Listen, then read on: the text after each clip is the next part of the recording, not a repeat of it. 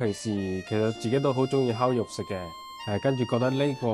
產品幾有意思嘅，然之後就慢慢自己去研究，但係咧都係去稍微學咗一下，去個朋友嗰度然之後翻嚟就自己開咗間咁嘅店。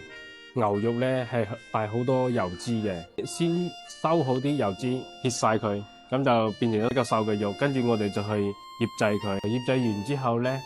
用荔枝柴去熏烤佢，通過嗰個荔枝柴產生嘅熱量同埋嗰個煙，將嗰個煙燻味帶入嗰個肉度。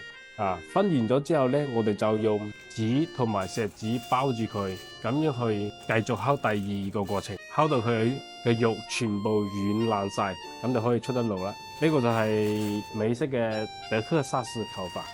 依家嘅話就暫時只有3種嘅，一個恐龍骨啦、牛胸肉啦，仲有豬肋排嘅。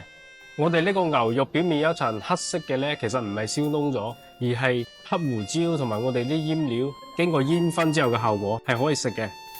如果大家想嚟食恐龍骨嘅話呢，就最好提前預訂，